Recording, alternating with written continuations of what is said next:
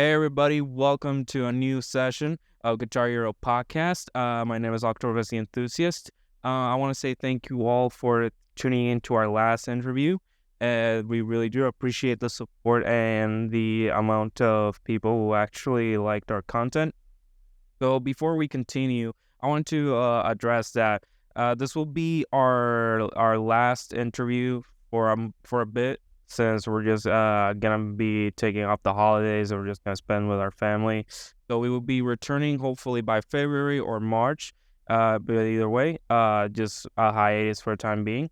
So we here at GH Podcast, we interviewed a lot of developers that has done their own goals, or not goals, but their own positions, whether it be an artist, whether you be a modeler or a cinematics profession. But here today we have somebody who has done, genuinely quite a lot of stuff. Let me search real quick. So our guest today, has done a lot of pretty interesting stuff back in Neversoft. So including maintaining quality and consistency of style, UI creation, closely involved with Activision marketing, establish and maintain art pipelines, outsource management in multiple projects, be photographer, field reference shoots, a lot of stuff. So, ladies and gentlemen, I want to welcome in Mr. Mark Scott. How are you, sir? I'm doing all right. How are you? Thank you again for coming in today to take the time to talk to you. So, Mark, can you tell the viewers who you are? What was your origins before working on the game industry? Before working in the game industry, I was a aspiring bass player in a band, and which basically involved not having an actual job to pay for anything, and just thinking that my incredible bass playing talent would get me through, and it turned out that was incorrect. So I happened to know a guy who was working for a small game studio in the north of England, and he said, "Oh, we're looking for artists. Why don't you come along and give it a tryout?" So I was put in a room for 2 weeks with an Atari ST, and I can't remember the name of the program, but it was a little animation and drawing package on the Atari ST, and I figured it out. Made some little animations, and they gave me a job for not very much money. So little money that I also got government assistance. That's how little money I got. So this is back in the late 80s. So from there, I moved on to a company called Real Time Games. There's also another Real Time Games in the US, which is a different company. I worked on a couple of things there, and then I got an offer from Microprose, who are now defunct, but they were one of the biggest game studios, certainly in the US, and worked on a bunch of flight sims there, like F-15 Strike Eagle 2 and Harrier. We did a lot of conversions of PC projects to the Atari and the Amiga, such as Civilization, the first Civilization, Railroad Tycoon, all kinds of things. I think I worked on about 20 different things when I was there. But the turnaround times for those things are a lot less than they are now. You're talking about a month to 3 or 4 months. 6 months would have been a really long project. So, and then the biggest one for me, at least, was we made the Jeff Crammond's Formula One Grand Prix, and I did most of the artwork on that. And we started with the Amiga and the ST, and then we made a PC version. So that was good. That was a lot of great Formula One fun. Yeah, wow. So pretty much literally an old school developer right here.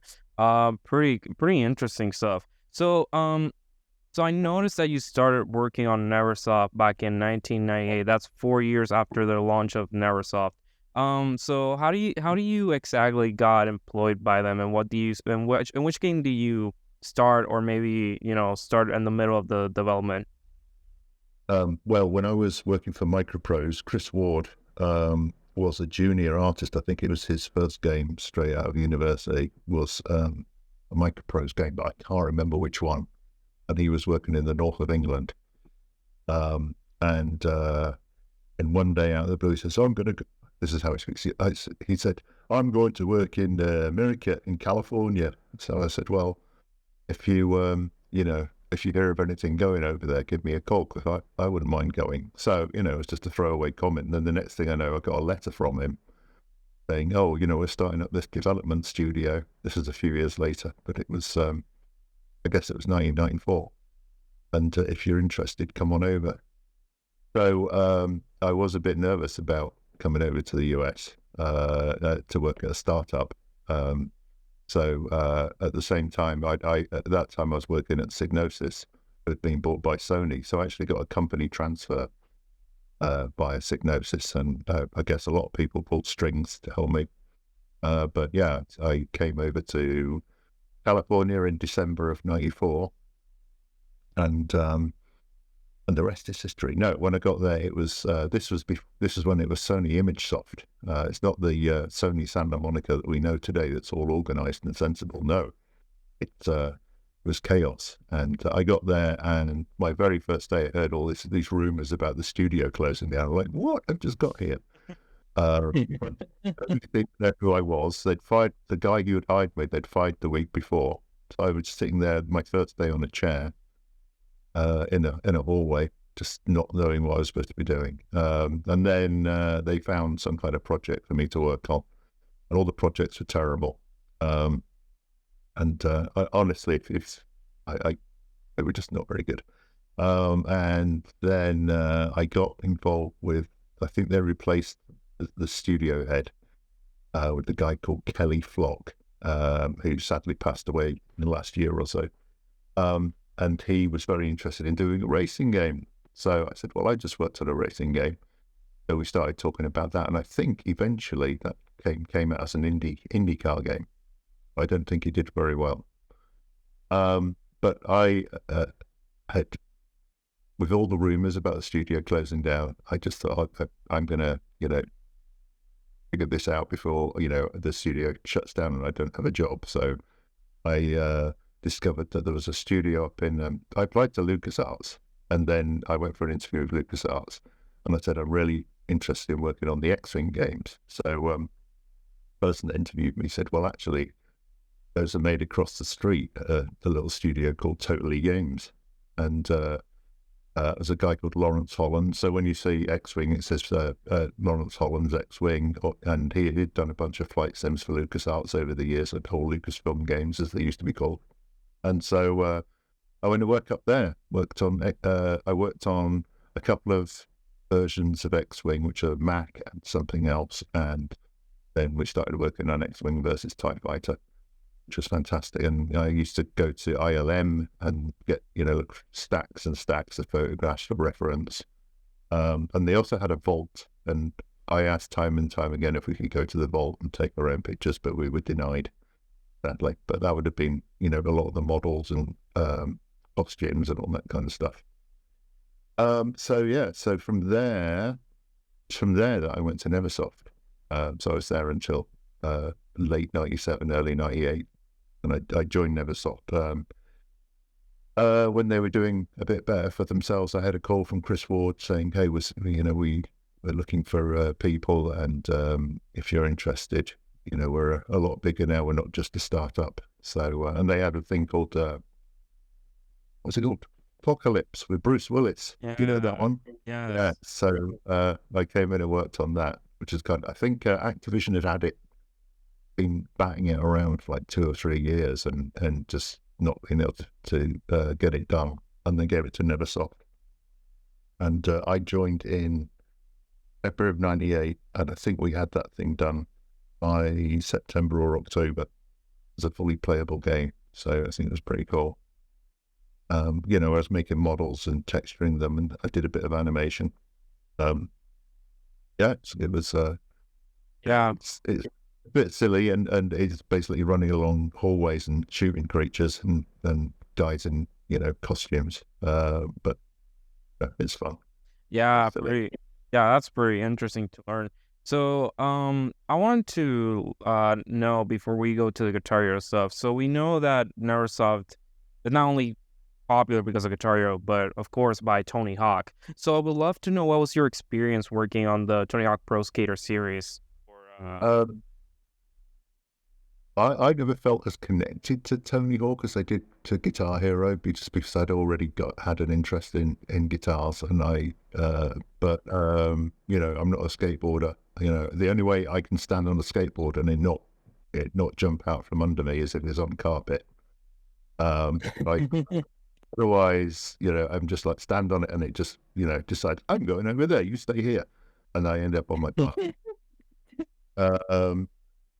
Yeah, so, but it was a lot of making concrete, but there was a lot of fun stuff. I made all the vehicles, a lot of stuff that's moving around in the levels. I made a few buildings. I remember, I'm trying to remember which one we did that had Vancouver in it. Do you know?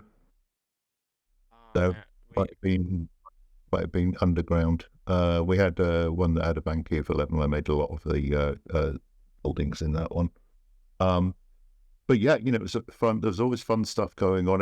I think everyone was trying to out silly one another with the stunts. And I actually had someone contact me recently because there's one of the, and again, I can't remember which game it is, but there's one where there's pink elephants floating in the air and you have to kind of jump through each one and collect them.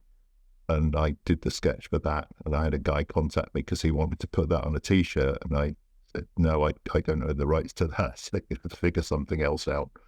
But I did offer to draw him a new picture there. Yeah, so I got to do all kinds of funny things on there. I did some voiceover for one of them, and played guitar for I think whichever one of the skateboarders used to play guitar, we did made a little riff for his signature move, which I played. And actually, talking of making guitars, before Guitar Hero, I made guitars for some of the characters. I did the Kiss guitars, and a few other bits and pieces. Yeah, it was fun moments. That there was a lot of making concrete. Concrete was a common theme, all concrete on the Tony Hawk game. Before we started, you mentioned that you worked on the art for Spider-Man. So I would love to know, what was your experience with that game? And yeah, it was. That was another. Actually, I think we took 2.5 years to make that. So I was going to say that was another short game, but it really wasn't. To me, that felt like a long time. That was because I was so used to working on games that didn't take more than a year to make. 2.5 years, it just seemed really crazy. But I think we started that straight after we finished Apocalypse. We kind of launched into a demo of Spider-Man, and so that would have gone through 99, 2000, maybe. I can't remember if it came out in 2000 or 2001, but it felt like it took a long time. And at the time, we were offered the option of, do you want to work on Spider-Man or do you want to work on this new skateboarding thing we're doing? And this is kind of reminiscent of me deciding to work for Sony instead of Neversoft, because it felt like the safer option. Like, oh, Spider-Man's going to do really well, a skateboarding game. I don't think so. So I know it was going to be an international, pop culture explosion. So so I opted to work for Spider-Man. And Spider-Man was fun. I worked with an excellent animator called Pete Day. Pete made a lot of the models of the characters, and then I textured them because Pete's no good at doing UV mapping, but he's great at everything else. By the way, Pete Day is now sculpting, and he's the most amazing, with real stuff, not ZBrush, and it's phenomenal what he does. He's got he's on what's it called? Instagram. He puts all his stuff on Instagram. Beautiful stuff. But Pete did all the animation, and I did all kinds of stuff. I did a lot of the stuff, cut scenes. I did car models and all the stuff that I'm kind of used to doing. I do a lot of the peripheral stuff. Always have done. Thing about. Oh, sorry. No, don't worry about it. Continue. Thank you. late on, we were, it was getting into the crunch time, and we were using a Russian outsourcer to do a lot of the cutscene stuff, to put all the cutscene animations and stuff together. And apparently, and this is what I was told, that their hard drive, singular, the one hard drive that is, had broken, and they'd lost all their work. So, Wow. Oh gosh. never forget to back up your work. So Pete and I ended up redoing it all, and I think that was the longest time I've ever spent doing all hard. That sounded a bit rude then. Hardcore crunch.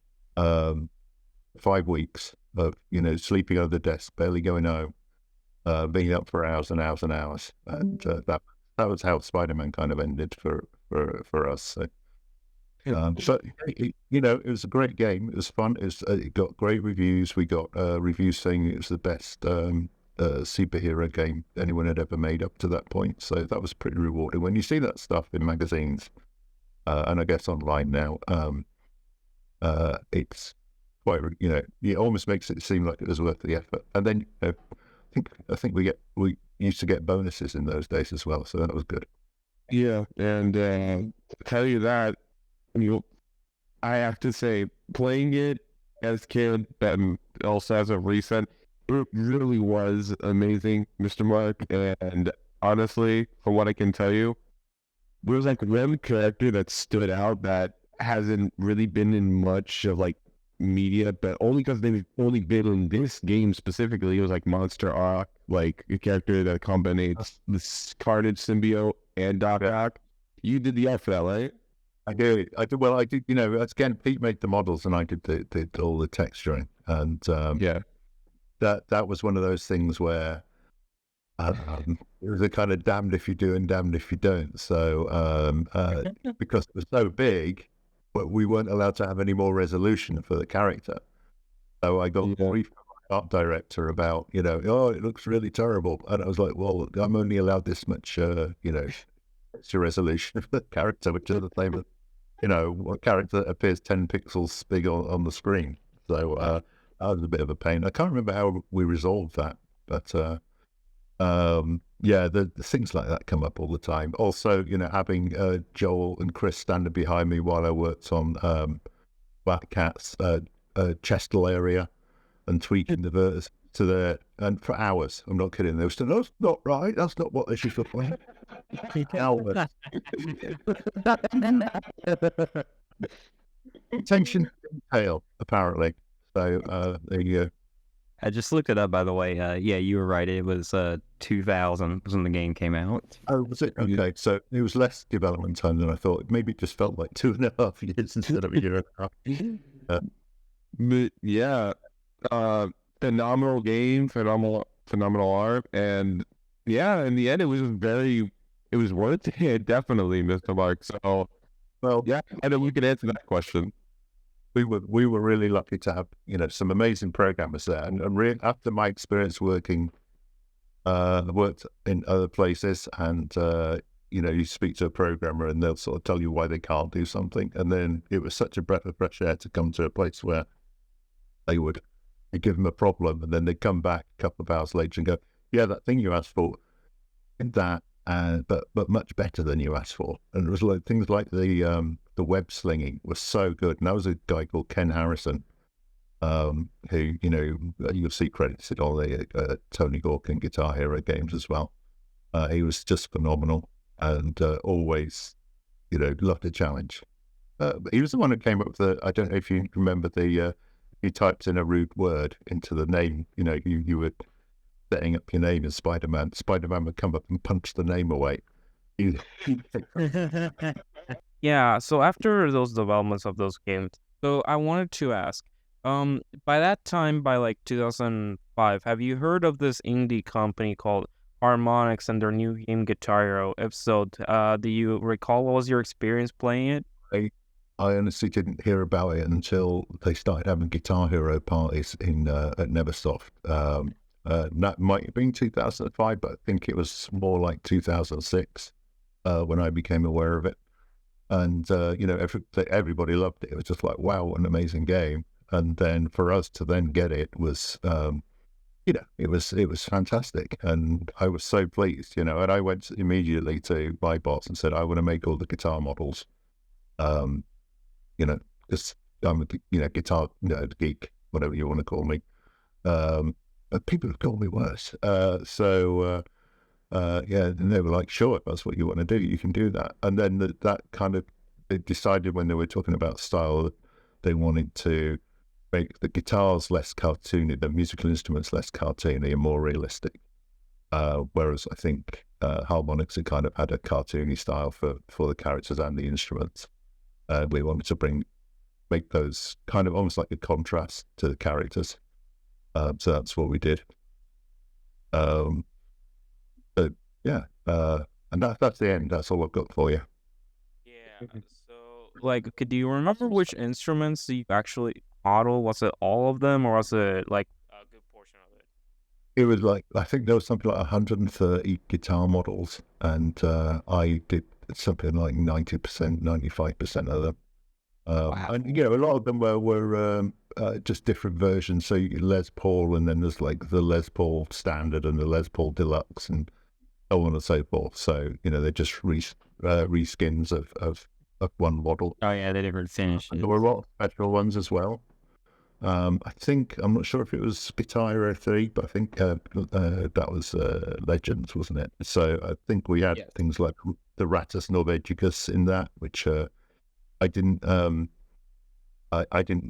do the concept for it, but it was my idea that we have toilet guitar. And that's my memory, is it was my idea, and I named it after the Stranglers album, Ratus Norvegicus.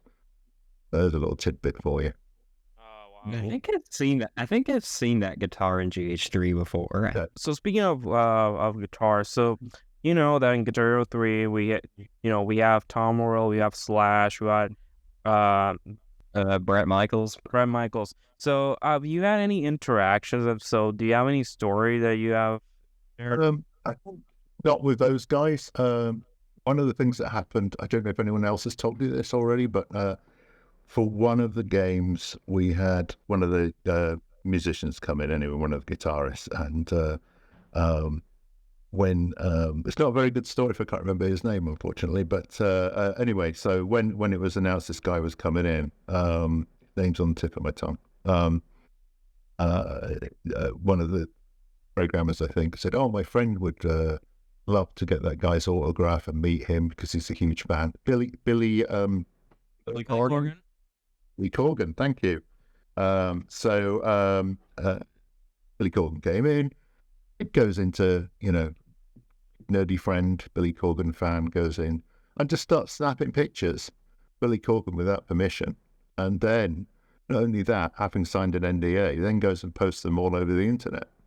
And just such an abuse of privilege. And so after that, they basically put a blanket ban on anyone who wasn't directly involved in motion capture and so on, or working in the motion capture studio. So I didn't get to meet people as much as I did, but I did love meeting Lemmy. And when Lemmy was in, I just thought, I'm not going to, he's part of my culture, of British culture. So I'm not going to not go meet Lemmy. And he's from the north of England as well. So, we've got it's almost like we're brothers. So I went in and on the pretense of something else, and then went up to Lemmy and actually had my album, a Motorhead album with me. So I said, can you sign this? And then we were chatting a little bit. And I said, I used to go see bands in this old tram shed in Leeds, which is a big city in the north of England. And that was the only venue they had for bands, for big bands. And I went to see Whitesnake. I don't know if you know who Whitesnake are, but they were a hair metal band. And before that, we were kind of more of a blues rock band. And anyway, so I went to see them, and there were so many people in there that it was raining inside because of all the condensed perspiration and disgusting, filthy, grimy rain coming down from the dirty ceiling. So Lemmy goes, and it's never a good thing when someone starts a sentence like this, and he goes, Hitler. And I was like, what? He goes, Hitler was going to build a venue so large that it would have had zeppelins flying around inside it to scoop up all the moisture. And I just went like that, and he said, "Gotta go now." And I was like, "What?" So what was that? It's just a very strange thing whenever anyone mentions that name. And that was Lemmy for you. Apparently, he's an expert on that whole part of history, or was. We went up to Aerosmith studio, ostensibly to motion capture them, and I wanted to get proper photographs, really good photographs of all their instruments, because I think for something else. Actually, no, it was later, but that's a different story. Anyway, so we got a professional photographer in there. In fact, Aerosmith insisted on having a professional photographer, and she took really incredible photographs of their instruments. Super quality photographs, which were super useful. And there were hundreds and hundreds of photographs. But I supervised that photo shoot. While I was up there, Tom Hamilton and I were chatting a little bit, which is kind of cool. I was explaining to him the whole process, and he was like, "So how? We made a video game years ago, and we felt like it didn't look that good." And I said, "This is going to look fantastic. It's going to look photorealistic, Tom. You won't believe it." And I'm modelling all your instruments. The reason we're taking all these photographs is so that we'll have, the best possible high resolution imagery to use for all that stuff. But yeah, there was no hilarious banter, unfortunately. It was just it was kind of matter of fact. But I did get roped in to help and carry his basses up to. There's a cage inside the studio. They have their instruments in cages, and they're up some ladders, and then they're locked, and so you have to climb up ladders with these instruments or vice versa to bring them down. So I had fun doing that for 10 minutes, and I thought, I'm not being paid to do this. What if I have an injury? But there you go. So Aerosmith was fun. I didn't meet Steven Tyler, but I did meet Tom Hamilton, which was cool. I spent some time with Joe Perry's roadie, getting notes, because I wrote all the notes for guitars, and I wrote all the character descriptions for several of the Guitar Hero games, and I'm not quite sure how that happened, but I guess I volunteered. That's the thing about making video games is even now, you have the biggest studio, and there'll be something that hasn't been accounted for, and I'm like, does anyone know how to do this thing? And you just end up getting roped into it.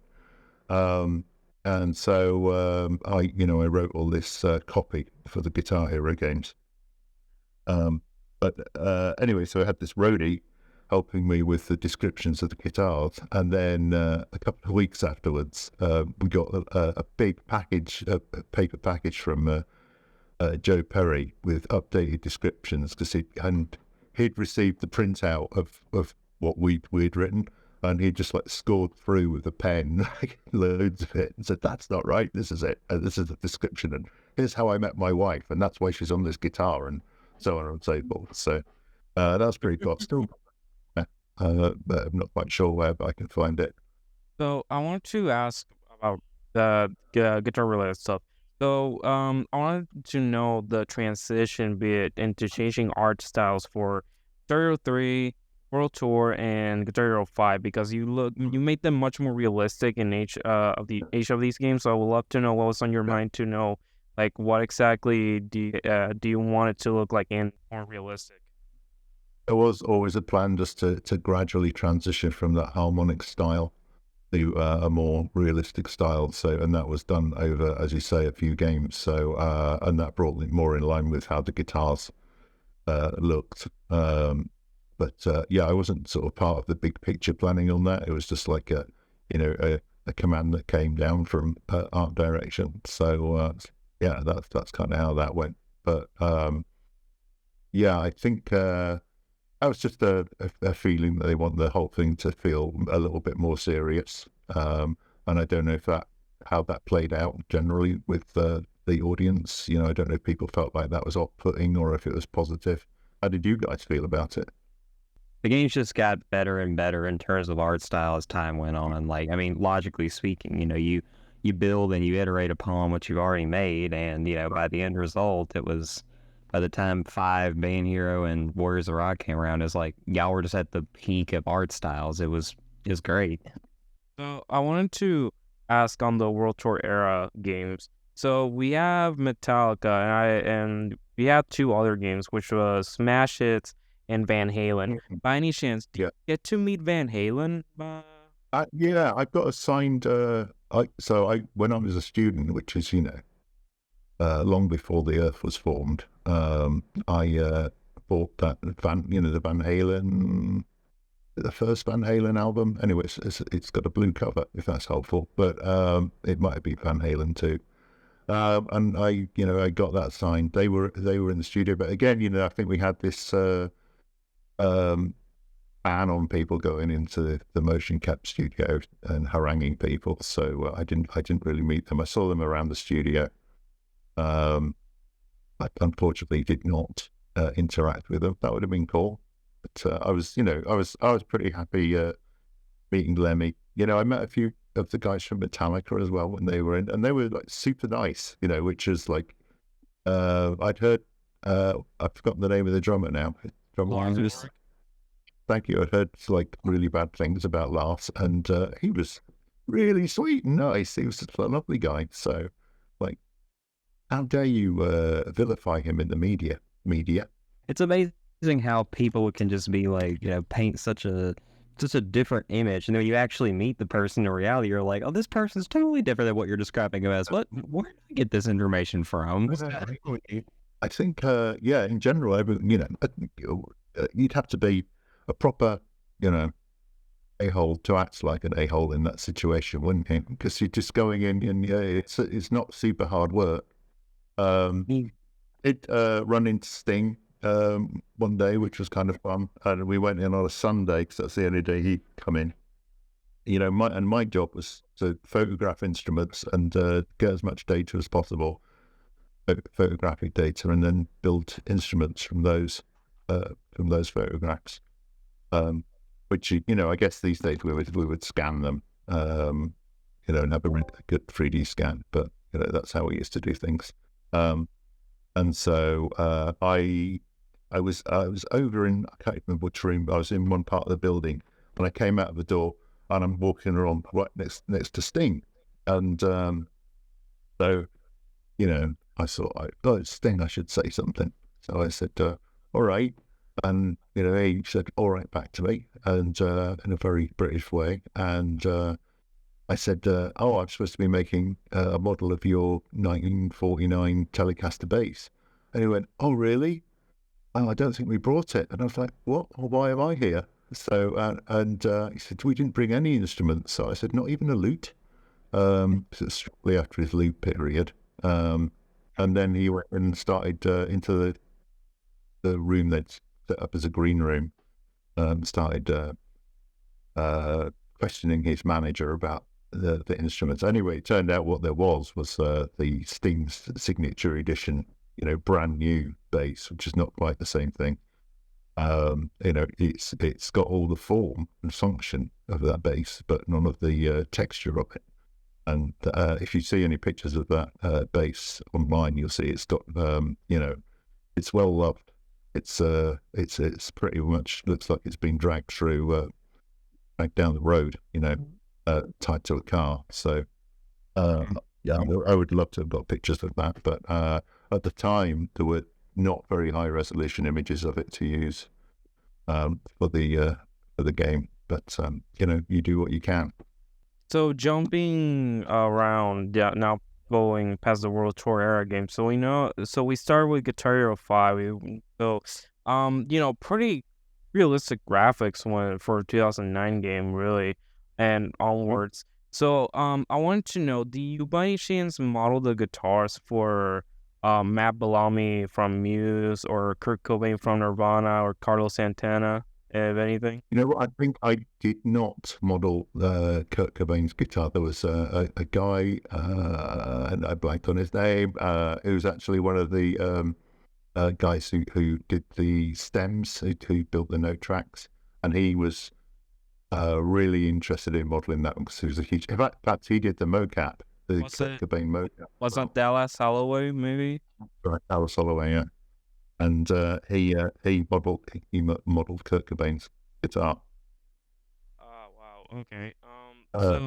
Muse, yeah, I did the Muse guitars. I think wasn't there a Muse guitar on a stand, or was that somebody else? I think to remember we It had was one like that was it was a white guitar. I'm not. I think it was a yeah, guitar. I think maybe I'm wrong. well, I think it might have been a Hamer, but it was a while ago.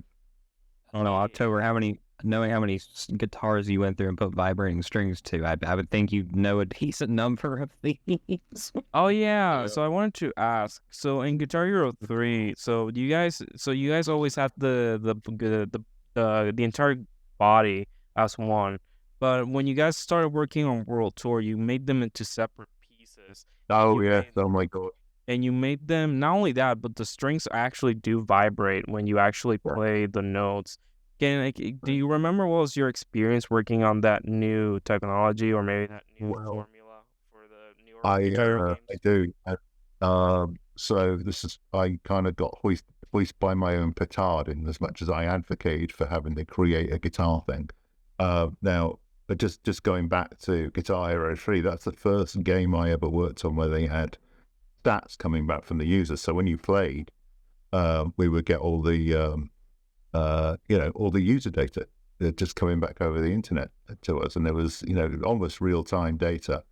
So I was talking about this the other day, and I can't remember the exact figure, but this is approximately 95% of users never changed the guitar model that they use. They just used the black Les Paul guitar model because they didn't really care. They just, and most of the time when you play the game, all you see is that, you've got that road, the highway, note highway. Yeah, the highway. Attention. Unless you watch a replay or something, you're not going to see any of that stuff anyway. So, we put in a lot of effort into stuff that probably 90+% of people never even noticed. But anyway, so for the build your own guitar stuff, I'm sure it's called Create a Guitar or something like that. Well, Internally, I think it's referred to as that. And yeah, it's supposed to be create a rocker, but I think it's create a guitar. well, yeah, that our little part of that. Yeah, I think they already were doing that, so that's when we suggested doing the Create a Guitar. So again, my point about mentioning the number of people who actually changed their guitars was, were they ever going to use the Create a Guitar thing anyway? But they decided it was worth it as something, you can put on the box at least and say, hey, we've got this Create a Guitar thing now. Wow. So, but it wasn't originally set up with the 2 sets of UVs. So we were kind of having to ass backwards kind of make the second layer of UVs work. And it was inordinately complicated. And then on top of that, we had this really clunky scripting system where we had a separate script for each part of the instrument. And it took, a long time. If you broke one thing, you didn't know which script had broken. And it took ages to track down which one had broken. Where you might have, missed a semicolon or something, and it would just stop the whole game. So, I know. And then eventually the programmer, I think it was David Hind, changed it so it was just at least all in one script, which was great. And then we had to type in exact coordinates of where the strings began and ended. Yeah, so those are actually called, I think, bridge properties, where you actually put the start and then you have the end, and you would see how wide it would spread, how it would actually angle, weirdly enough. It's super interesting. Yeah, it's it's super interesting because I was a few months ago we were reverse engineering how we could get vibrating strings working, because in our mod everything was what's like Guitar Hero 3 where everything is just into one model, and so the strings wouldn't vibrate exactly, so it's actually dependent on the bridge itself, which I think it's kind of funny. And then that's how we started re-importing every single guitar that we've backported from Guitar Hero 5, Band Hero, Warriors of Rock, and all and all the other ones, which I think is really funny. But yeah, it's like actually very complicated stuff when we try to do that actually. But I always say the details are worth it. So Yeah, I would even argue because we have the ability to we can add modded instruments, like people can create their own instrument models and import them into the mod. We've wanted to add the ability for those to have vibrating strings, but in their current state they're still just all one model. They're still all basically it's still all one model. They don't have vibrating string logic yet, I think. I think we want to add that, but it's going to be a while. Are you guys bringing in addition to the models, are you bringing in your own songs and your own stems? Oh, yeah.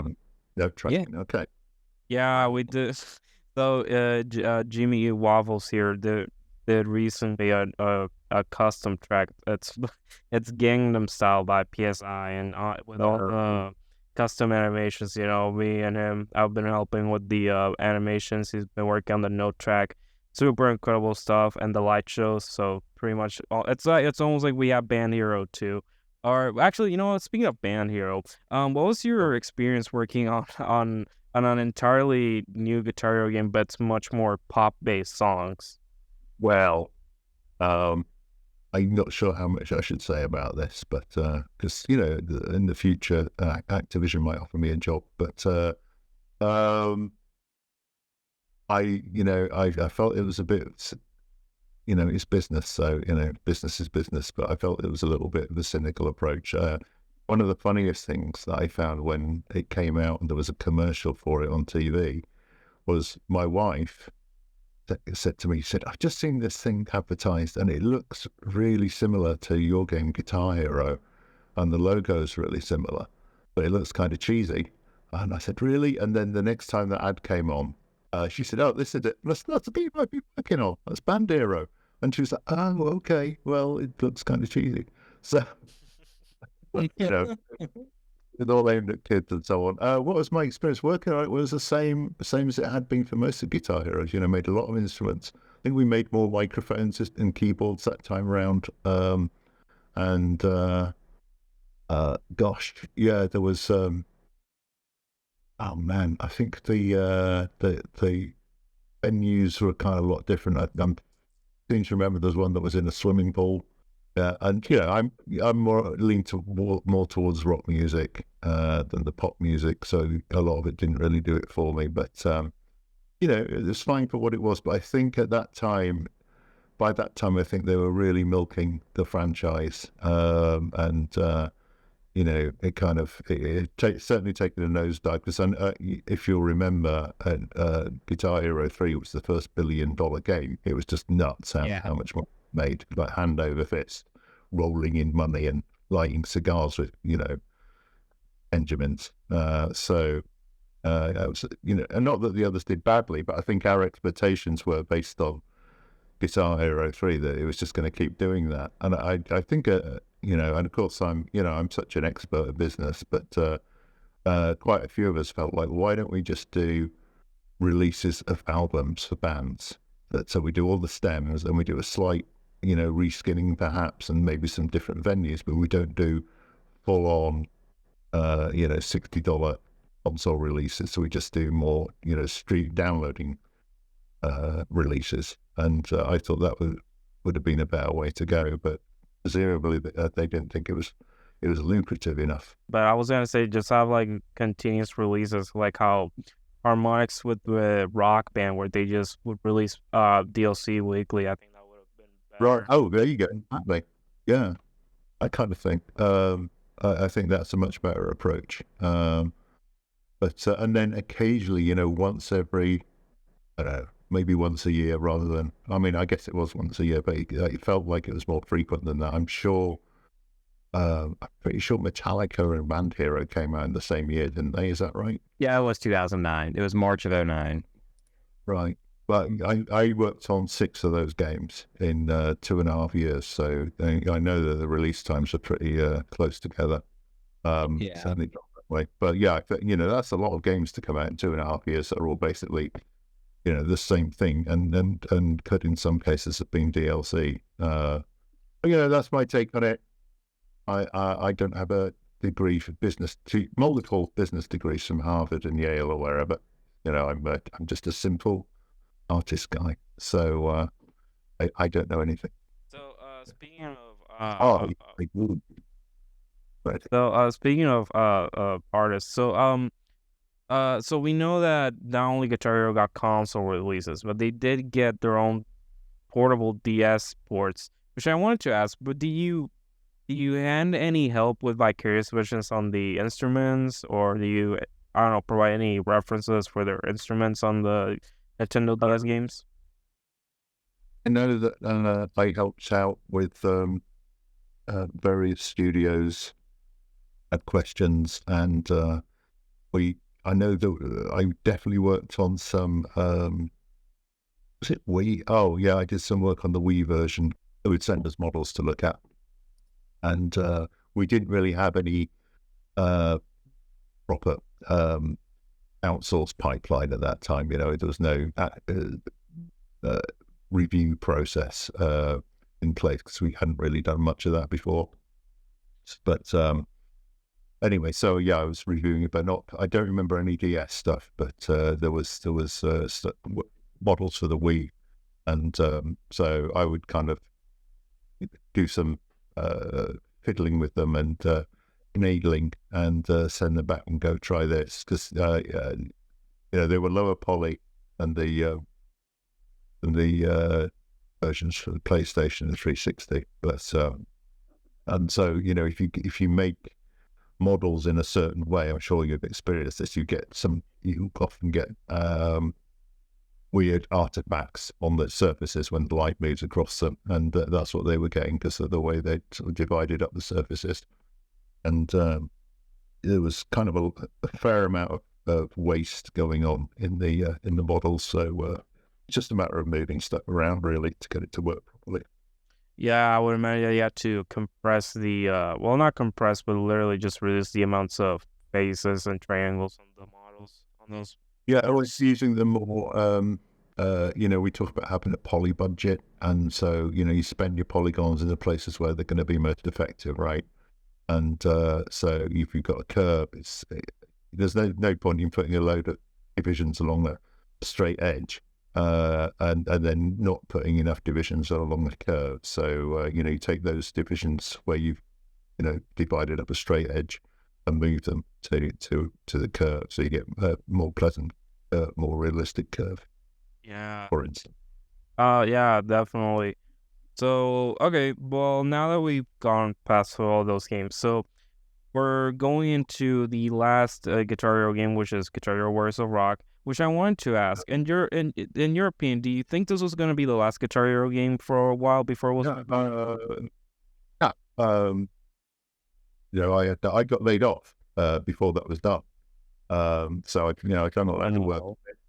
Admittedly, I was getting kind of bored with it by now. Once it's fun making guitars, for a living, guitar models and so on, and having, they used to bring us samples as well. Ibanez, for instance, has brought us loads of guitar bits, and so we had all these guitar bodies all over the place and all that kind of stuff. But after making all those Guitar Hero games and making hundreds of them, it was kind of like, this is getting a bit old now, and I'd like to do something else. And then, of course, Activision decided it's like, yeah, well, off you go and do something else. Thank you very much. So I'm not cynical about that at all. Which is, funnily enough, I went to work for another company that's making a music game after that called Zaya, Music Mastermind / Zaya. And they had all kinds of amazing voice to instrument technology. We just sing into a microphone or beatbox, and it would make drums, or sing and it would do guitar solos and that kind of thing. So it's funny, I don't have that many big memories of working on 6. I know that we had a bigger poly budget, and we had better shaders and so on, but that's kind of what you expect as you go along. The technology gets better. I think about running out of songs, and it's like, how can you possibly run out of songs? There are millions of songs in the world. There was a difficulty when, they always wanted to get Led Zeppelin, and I think they wanted to get Black Sabbath, and Warner Brothers were really against, they charged, ridiculous amounts of money for using the Warner Brothers songs. And I think in Led Zeppelin, Jimmy Page didn't want to be in Guitar Hero, presumably because it would cheapen the Led Zeppelin brand. Whereas, detergent commercial, fine. We'll have a whole lot of love in there. But I don't know if there was a detergent commercial, but I know I've heard Led Zeppelin songs on commercials. So there was all that. There were a couple of lawsuits along the way on Guitar Hero. I can't remember which ones now, but there was an Axl Rose lawsuit in 2010. That one. Yeah, there was an Axl Rose lawsuit in 2010 over Slash being in 3 and like misuse of Guns N' Roses tracks or something like that, and the judge dismissed it as like, well, too late for that. Well, yeah. Actually, the most that I remember was with Guitar Hero 5 with the Kurt Cobain use, and then you have Band Hero with the use of No Doubt. Pretty much. Yeah. Those are the ones I remember, yes. And I love that the Kurt Cobain one was amused me to death because but the whole thing of him doing the I don't know, there's certain moves that his wife didn't approve of, and then it was him being able to sing, or you being able to use him as a character for any song as well if you didn't like that. So there you go. And I don't know if she won that or not. I have no idea. Nobody really remembers what happened after that. I don't know. No, it was just fall into obscurity. Very weird, actually. I just wanted to drop in a comment real quick where you said earlier about like where before you said you got laid off before Warriors of Rock went into like full swing development or whatever. Oh no, development. I've been working on it for months. But wow. Before it was released, yeah. Okay. Well, I was just gonna say, where you made the comment about how by that point y'all had like a lot more budget and the game like, had a lot of shares, whatever. I would just arguably say that by Warriors of Rock, I think the game looked the absolute best it ever had. I think it's like just the entire visual aesthetic, menu design, like all that, just sound effects, song selection, like that whole game, that whole soundtrack, and the whole aesthetic of everything is just knocked out of the park. I just cannot stress it enough. Anytime someone mentions that game, I'm just like, you do realize that this is like the absolute best looking one out of any of the other ones in this series previously. Not just that, IMF. It was just like a complete love letter, like just to finish off Guitar Hero right then and there. Like the set list, the story, all that, the character design, it was just made with love. It was just love. Exactly. Like, what else can you say? Right. Yeah, I mean, it was great. But I don't remember us thinking it was going to be the last one. But I could be wrong, because I know that Vicarious Visions was supposed to be taking it over. It might have been the last one that Neversoft were going to do. Oh yeah, that's actually an interesting thing about that, where if you actually crack into the intro scene of Warriors of Rock, you can actually see on a separate rock somewhere in that scene there is a Vicarious Visions logo, but the camera never swings by it. Oh yeah. Let me because if you load up the actual like model, you actually do see it. So it's just like the same sort of like venue as it's used for that. It's just the Wii version goes to there. Right. Oh, right. Okay, that makes sense. Yeah. I wanted to ask. So this is very interesting. So we know that afterwards, Rock Guitar Hero has died out along with Rock Band. Then 2015, Rock Band 4 gets released alongside a brand new rebooted Guitar Hero, which is Guitar Hero Live by Freestyle Studios. I think was the name. Yeah. So I want to games. Freestyle Games. Thank you. And so, do you ever get to try out Guitar Hero Live, or by any chance? So I knew it was out, and I just thought, okay, we'll see how this goes. And then, and I don't know how it did, but I don't think it did very well. Not enough to, for them to make more. So not as good as Five Fret Guitar Hero. My enduring memory of Guitar Hero Live was I was in a store. I was back in the UK for a bit, and I was in a some kind of one of those stores that sells kind of bits of everything, and they had a pile of Guitar Hero Lives, and they were on sale for £1.99, which is about $2.50, $3 maybe. I'm just like, yeah, I think it's around $250 US. Sad sight, that is such a sad sight, because I mean, it was the full package with the guitar and everything. It wasn't just the game, so it's like So the worst offender was that so Guitar Hero. So if you don't know, so there's a mode called Guitar Hero TV, where basically it's a streaming. It's a 24/7 streaming platform where you would have to buy actual in-game currency to play certain songs, and a lot of people didn't really like it, and then it got shut down in 2018. Thankfully, by the community, now we have Guitar Hero TV Reloaded. We don't have to pay all that custom server. You can play anything. They add new songs. But, for me personally, the idea of adding, and you might agree on me on this, but I would rather own the actual files of those downloadable contents instead of paying a subscription like how Rocksmith Plus is doing. I think you know what Rocksmith is, right? Yeah, I had Rocksmith for a while. Yeah. Yeah, to be honest, which I wanted to ask because you may heard the news that now with the recent acquisition of Activision Blizzard by Microsoft, they're planning on to release Guitar Hero maybe sometime in the future. Yeah. Do you feel like it would probably, capture the magic that was like that in 2007, or maybe it's just going to be the same with like how in 2015 we have the whole rebooted Guitar Hero Live?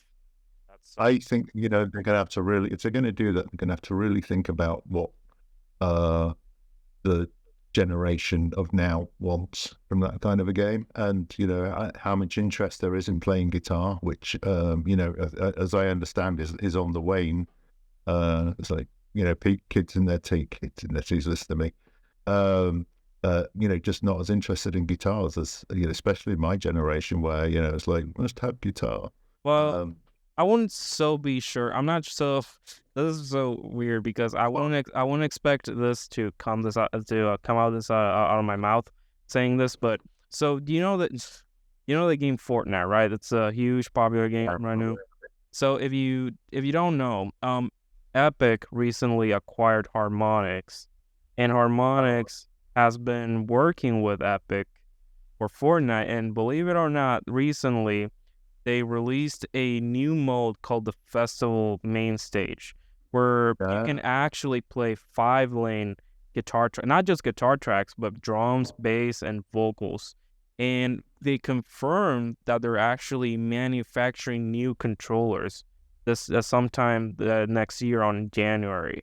So if Fortnite actually, I don't know, makes some really huge demands for this game, me personally, I think that's where who's the new CEO of Activision? Phil Spector, or I forgot his name already. Or Phil Spencer. Phil Spencer, yeah. That I'm genuinely curious to see if we could have another Guitar Hero game, honestly. And it's if you haven't heard the news, that was recently, like 2 weeks ago. Very interesting stuff how they managed to put an actual rhythm game onto a third person shooter or a battle royale. I think it's really funny that they added that. Pretty cool. How I'm not sure how Microsoft would or Activision would compete with that, because they don't really have a. Do they have a thing that's similar? to Fortnite. Oh, you mean Call of Duty? Well, I don't think that's really similar to Fortnite, is it? But well, you could put a festival stage in Call of Duty. There you go. You're running around shooting people in the face. You go, I think I've finished shooting people in the face. I'll go play guitar. Yeah. Oh my god. It would be weird trying to fit something like that in. Exactly. So that's why I was wondering if it's something more like Fortnite, that property that Activision has, that they could use. And it needs to be in the right context, doesn't it, to compete? It's not just having a Guitar Hero game, but having that kind of full experience where it's like, oh yeah, I can just dive into it and drop out again. It's not, I'm not committing myself to playing this entire game.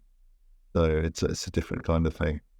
Right. You mentioned controllers, and that made me think that was another reason that I think contributed to the demise of Guitar Hero was the sheer number of plastic instruments you had to have in your house. And every time they released a new one, they'd make a new controller for it, I think people just got sick of it. Those drum sets and so on just take up loads of space.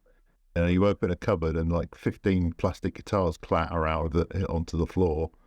And they're kind of awkward to store, So I've lost track of the number of yard sales I've seen where there's just like, 50 plastic guitars and drum sets for sale. Which is ironic because now people are struggling to find, not just new but used controllers on the market that doesn't sell. Yeah, so if you don't know, they're selling Guitar Hero controllers used for a very high price, maybe like $200 something plus dollars on eBay. Yeah, compared to what they were like 10 years ago, they are through the roof. They've like almost doubled in cost, almost tripled even. Well, that's good to know. I sold 3 of them at a yard sale for $5 each. So there you go. Yeah, Well, those people got to steal, man. Damn. Yeah. Not sure any others in the house. Yeah. So if anybody wants to ask any other questions. What was your experience with Guitar Hero 5, if you remember? Guitar Hero 5, I think... we didn't have a license for any of the instruments, so we had to make up a new instruments. No, right. No, that was World Tour, sorry. Not 5. 5. One of them, well, I mean, 5 had... World Tour had... God, what happened with World Tour? I think I do remember something about a license being lost somewhere in that story, and I don't remember. We had and then it went away. So I think that was World Tour. But 5 is the one that we used and based Metallica on. I seem to remember. Is that right? I'm getting my order mixed up. Metallica is based on the World Tour engine. Oh, okay, all right then. Well, so 5. You know what? 5 is a bit of a blank to me. 5 was the newer engine, and it was when hammer-on pull-off chords were added, which I know that was when that happened, and it was the menu aesthetic of the game is very like blue-ish, like it's very blue. There was 85 tracks on. That was where Kurt Cobain was in it. What was your experience working on Gun? He was About that. Forgot about Gun, yeah. Gun definitely was on. And Gun, I know for a fact, took at least 2.5 years to put together. And it also, and this is, par for the course still with video games where, it will take a turn. You think you know what the game is, and then it'll change. But, it was always supposed to be a kind of Western adventure thing. And I think at the time we were making Gun, the first Red Dead came out. Not Red Dead Redemption, but Red Dead Revolver. Is that right? I can't remember which way it was. No, Red Dead Redemption. Yeah. And so... No, it was Revolver. Redemption was 2010. Revolver was 04. Gun was 05. Oh, Revolver. Yeah, there you go. So that came out right when we were getting into making Gun. It was like, oh shit, somebody else has done this. And so I think there was a definite leaning away from doing anything that Red Dead Revolver had done. So we had to, it's like, wait, did Red Dead Revolver do this? We can't do it if they've done it, and so on and so forth. So I think that caused a bit of a change in direction for our game. There was an attempt to try and make it as gun as high resolution as possible, and which it worked in some circumstances. But if you decide you're going to use a lot of resources in one place, you lose out on another. So because of memory constraints, or you did, and so there were things like we had a forest at the start of gun, but it was 7 trees, that kind of thing, and I think there could have been a different approach to doing that kind of thing. I do recall. Oh yes, I do recall that. Again, I was making a lot of bits and pieces for that game, so there was a crash train, and I was really pleased with it. And then I got told to rip out about 85% of the polys on it, so all the the cars were all basically boxes, literally box cars. I made the stagecoach for that as well. One of my favorite bits about the stagecoach was, again, program again was trying to get the stagecoach working with the long reins for the horses and all that stuff, and you'd be going through the stagecoach sequence, and then the stagecoach would just flip out and start bouncing around all over the world, and these incredibly long stringy lines would be coming from the horses back to the stagecoach itself. So that was fun. There were some just mad bugs in it when we were developing it. I did get to do quite a few VFX, lots of smoke effects and stuff, and some sparks. So that was fun. It was not my, again, it's one of the, like I was saying before, if there's not somebody to do something, then, you just get on with it when you're making games. So, I would love to have done some voiceover for that as well, but I didn't do so. And you were the artist for Gun, right? I was one of the artists for Gun. Yeah, it was a big team. Amazing. So from that game, let's jump all the way to 2013 to Dead Space. If you remember working on that. Yeah, well, I was in China then, so because of the there was a huge global recession, and there was not a lot of work around. I got laid off for the second time from Zaya, and I wasn't even getting interviews. And then I got a call from somebody out of the blue, and they said, "Oh, they're looking for an art director for a company in China called Mindwalk." And I was like, "Oh well, why not?" So I went out to China, which was just an incredible experience of culture shock every single day, culture shock of one form or another, just because literally standing in the street staring at whatever was going on, going, really? And it was like that all the time. It was like that all the time, and really quite incredible. And I worked on Dead Space. We worked on some cutscene stuff. I mean, those studios, the outsourcing studios in China, are full of really incredibly talented and very underpaid, and usually very young people. Yeah, and you didn't not only it was it in Beijing or something? Or yes, it was Beijing. It's Mindwalk Studios. Yeah, and not only did you work on that within Beijing, you also worked on Army of Two, like The Devil's Cartel. That was fun. I liked that one. In fact, to the extent that I actually played it when at lunchtimes, because I thought, oh, this is fun. Yeah. Yeah. Again, it was environment stuff and things being blown up and so on and so forth. It's a very silly, ridiculous game, and doesn't take itself too seriously either, which I like. Yeah. Like Call of Duty. I'll Fox, is it alright if I pitch in something? I hate to just to turn away, but from all this, I can go ahead. I was about to ask him about something character related, but yeah, go ahead, dude. Well, hey, all right. So, When it came to Guitar Hero, you said you were an advocate for the Create a Guitar system for Yeah. like World Tour and thereon. Well, I'm curious what your whole like what's what I'm trying to say? Your whole like outlook on your thoughts on the Creator Rocker system, like in general, just the whole shooting match, just the whole thing. I don't have any sort of particular strong opinions on it. You know, I enjoy that kind of thing. I always like making a character, and I generally like to make them as silly as possible. I remember in, I think it was Underground, we had a character creator system. Create a Skater. Create a Skater, there you go.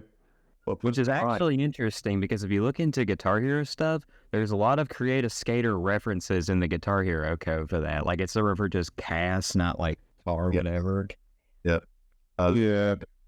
Yeah, I guess it makes sense to do it that way. But you could adjust the body proportions and the skin color in Create a Skater. So I just always used to make the most ludicrously shaped individuals and with green skin or purple skin and so on and so forth, and silly hats. Anything I could do, and you know, I made some of the items for the Create a Skater stuff as well back in the day. So. But yeah, it was, you know, it was the same with the Create a Rocker. I would go as far as I could, but I don't think you could adjust the scaling from what I remember. No.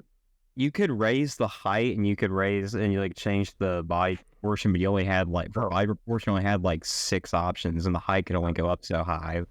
Right. Yeah. So yeah. I mean, it's a fun little thing, you know. People want to spend time doing that, but it's not like you're going to see a character running around all the time like you do in Skate. It's a different thing or Skate. I mean, in the cutscene or in the replays, you would see it. That's probably about it. I mean, admittedly, that's one of my favorite features with World Tour and thereon, because it's like you can get so dang creative with it. I mean, sure, like World Tour when it was first made, it was kind of a little bit bare bones in its creation system, but then by the time Warriors of Rock came along, that thing was just deck slammed the hell out with options. The creativity felt very endless when it came to that. And you know, speaking of characters, if you remember any of the characters from Guitar Hero, who was your favorite by design or anything? Well, I didn't have to, but I did write all the blurbs for them. And I think before we actually got the Jimi Hendrix license, it was the Jimi Hendrix knockoff character was probably my favorite. Xavier Sound.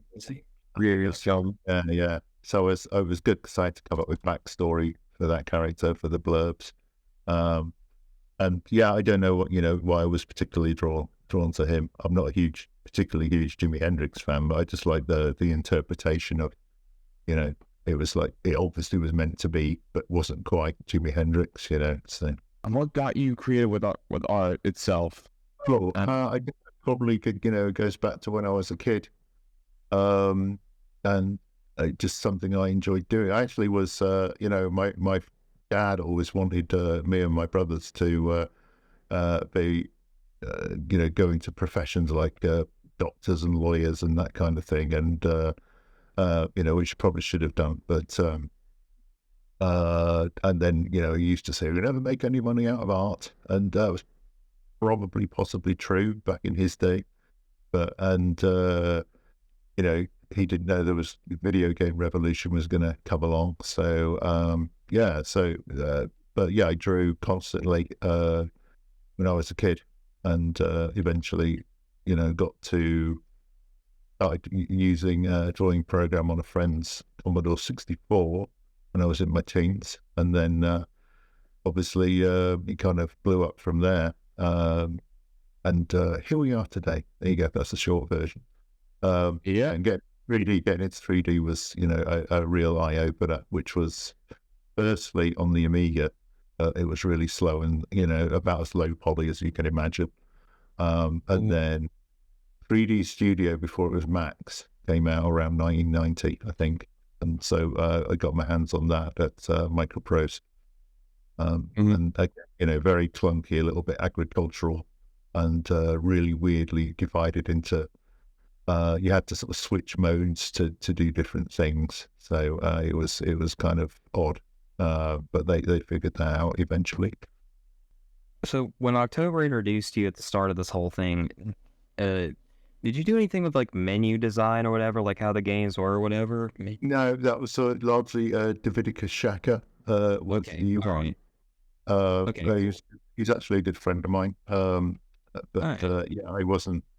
I did get asked to rework the highway textures, and we went through so many iterations of that. It was kind of crazy. But the thing that we really learned from doing those experiments was you couldn't put